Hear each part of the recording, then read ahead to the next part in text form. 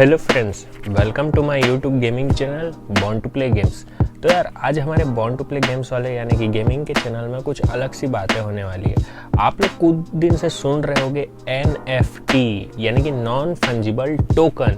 तो आप लोग को बहुत सारे लोग को डाउट होगा कि नॉन फंजिबल टोकन होता क्या है और इस पर क्या इन्वेस्ट करना ठीक है कि नहीं है वगैरह वगैरह। और जो इन्वेस्ट करने का सोच रहे हैं वो भी ये सोचते हैं यार, मतलब उनको ना कुछ सिस्टम समझना नहीं आता है कि मतलब कितना पैसा लगाना है, लगाना भी है कि नहीं, गैस फी क्या होता है, जितने सारे टेक्निकल टर्म है सब आपको इस वीडियो पे मैं क्लियर कर दूंगा। तो एकदम बिगिनिंग से स्टार्ट करते हैं। तो देखो, सबसे पहली चीज़ जो हमारा जो NFT है नॉन फंजिबल टोकन, तो इसको यूज़ कैसे करते हैं और होता क्या है मैं पूरा एक एक चीज़ बताता हूँ, तो इत्मीनान से सुनो ना। देखो, फंजिबल का मतलब होता है, भूल गया, फंजिबल का मतलब होता है रिप्लेसिबल, यानी कि जिसे आप रिप्लेस कर सकते हो। और नॉन फंजिबल का तो उस हिसाब से क्या मतलब होगा बेटा कि जिसे आप रिप्लेस नहीं कर सकते। यानी कि एक कोई पर्टिकुलर प्रोडक्ट है, प्रोडक्ट क्या, डिजिटल प्रोडक्ट, वो पिक्चर भी हो सकता है, मूवी भी हो सकता है, GIF भी हो सकता है, जिसके अकेले आप ओनर हो, कोई दूसरा माइकलाल उसका ओनर नहीं है, सिर्फ और सिर्फ आप हो। तो नॉन फंजिबल का क्या मतलब हो जाता है कि जिसे कोई रिप्लेस नहीं कर सकता। एक फ़ोटो की बहुत सारी फ़ोटोकॉपी निकाल करके रख सकते हैं, पर उसका ओनर एक ही होगा, ओरिजिनल चीज़ एक ही होगा भाई, ओरिजिनल चीज़ एक ही होगा। तो ये था नॉन फंजिबल की डेफिनेशन। और टोकन क्या है, ये सिर्फ एक मीडियम है, मतलब ये नहीं, ये तो ऐसी है। टोकन का मतलब है यार कि इसमें ट्रांजैक्शन जितने भी होते हैं वो रुपीज़ या डॉलर में नहीं होते, ये बिटकॉइन वाले जो कॉइन होते हैं ना, जैसे इथेरियम हो गया, उसके हिसाब से होते हैं। यानी कि क्रिप्टो वर्ल्ड में इसकी वो होती है, क्या बोलते हैं उसको, लेन देन होती है ठीक है। तो बेसिकली आप लोग सुने होंगे इथेरियम का, और एक इथेरियम की प्राइस लगभग 3 लाख 4 लाख के आसपास की है। अब मैं आप लोगों को बताता हूँ कि ये सिस्टम कैसे काम करता है। ये जो NFT का जो डायग्राम देख रहे हो, ये ब्लॉकचेन टेक्नोलॉजी के ऊपर काम करता है। अब जो ब्लॉकचेन टेक्नोलॉजी है ये काफ़ी ज़्यादा सिक्योर है। काफ़ी ज़्यादा सिक्योर इसलिए है क्योंकि भैया आपका सिस्टम अगर कोई हैक करता है, अगर आपका कोई सिस्टम हैक करता है तो पर्टिकुलर आपके सिस्टम पे वो अटैक करेगा, आपकी IP पे अटैक करेगा, और उसको जो भी तामझाम करना है उसको एक ही सिस्टम, एक ही सर्वर पे अटैक करना होगा। बट इस पे जो आपके जो डेटा हैं वो एक कंप्यूटर से दूसरे कंप्यूटर, दूसरे कंप्यूटर से तीसरे, और तीसरे से चौथे, मतलब ये भैया ये कहाँ से निकला और कहाँ से आ रहा है, कौन से IP से डेटा आ रही है, कौन से IP से ट्रांजैक्शन हो रहा है, ये सब इनक्रिप्टेड रहता है। इनक्रिप्टेड समझते हो ना, मतलब लॉक रहता है, उसको कोई खोल के नहीं देख सकता।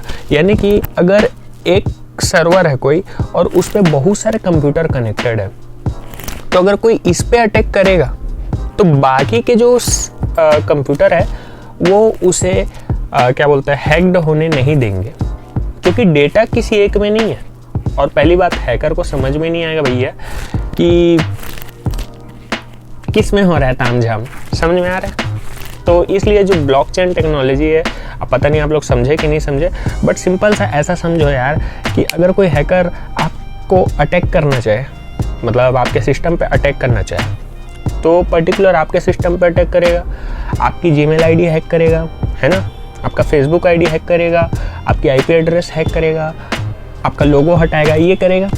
पर ब्लॉकचेन टेक्नोलॉजी में क्या होता है, ये अकेला एक जन की बात नहीं होती। आपका जो फोटो है, आपका जो प्रोफाइल है, ये बहुत सारे कंप्यूटर के चेन में बंधा हुआ है।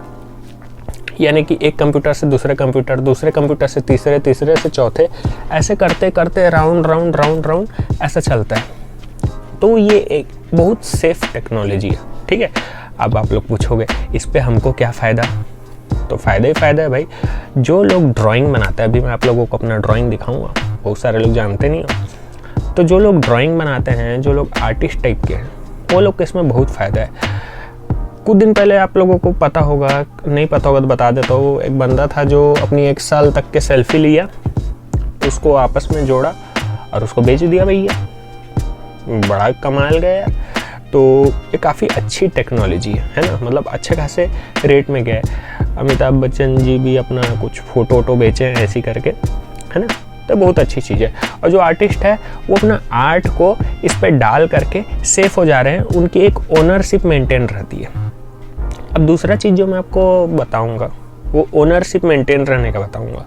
जैसे कि मैं कोई ड्राइंग बनाया, अभी आपको बहुत सारा ड्राइंग दिखाऊंगा, भयानक तारीफ करोगे आप लोग, ठीक है। हाँ, जैसे मान लो मैं कोई ड्राइंग बनाया, ठीक है, उसके लोग बहुत सारे कॉपी निकाल डाले, बहुत सारे उसके कॉपी निकल गए, फिर भी तो मैं उसका ओरिजिनल ओनर मैं ही हूँ ना, है ना। बट सामने वाले को मैं प्रूफ कैसे करूँगा कि इसका ओरिजिनल ओनर मैं हूँ। तो इसीलिए जो NFT है वो एक ओरिजिनल ओनर को डिफाइन करता है कि ये भैया इसका एक्चुअल ओनर है। बट इसके एक लूप होल भी है।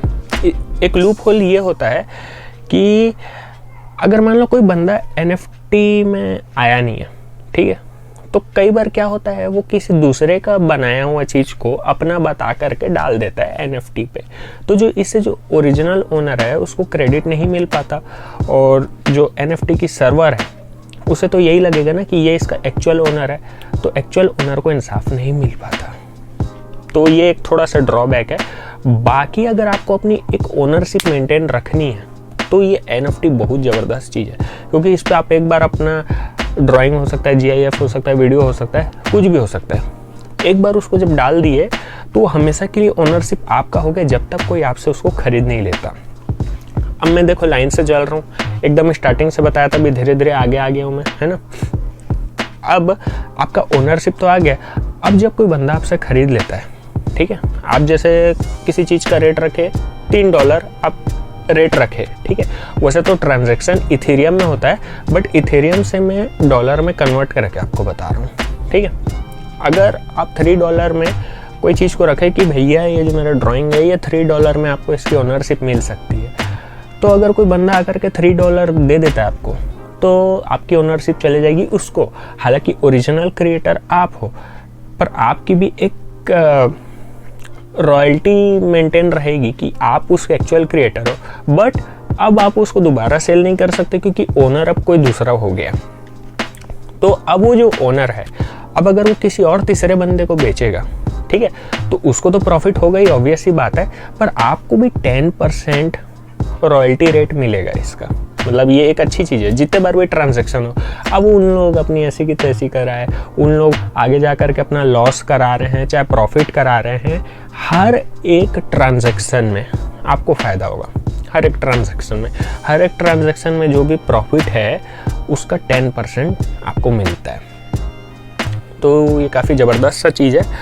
और ये वीडियो तो भाई ऐसा था कि इसमें मैं आपको इंट्रोड्यूस कर रहा हूँ कि ये चीज़ कैसा है।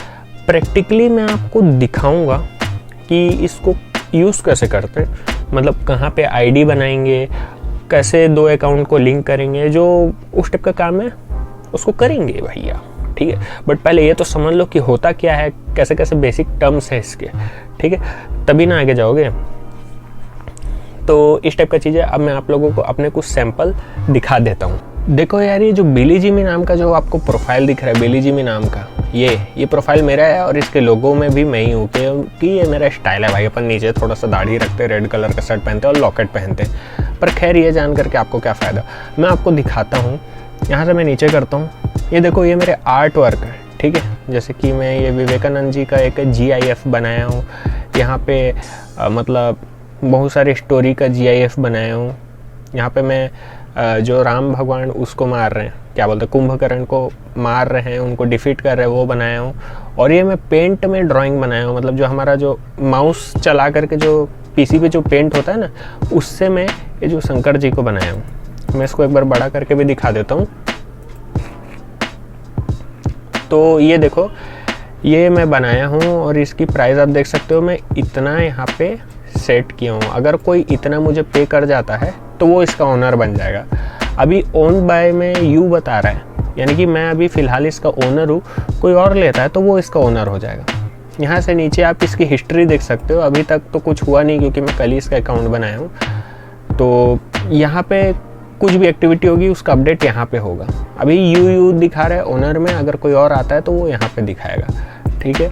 और मैं और दिखाता हूँ आपको, और एक जो मेरा वन ऑफ द फेवरेट वाला है वो दिखाता हूँ आपको, ये शिव जी का।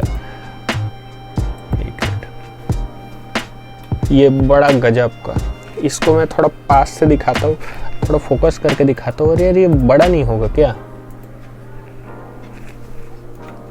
ये देखो, ये ड्राइंग मैं बनाया हूँ भाई, मैं बनाया हूँ इसको, ठीक है।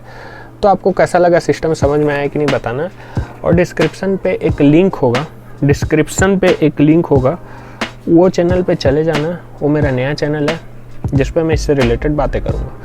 तो तब तक के लिए जय हिंद, वंदे मातरम, जय इंडिया, ओके बाय बाय। और वीडियो कैसा लगा बताना।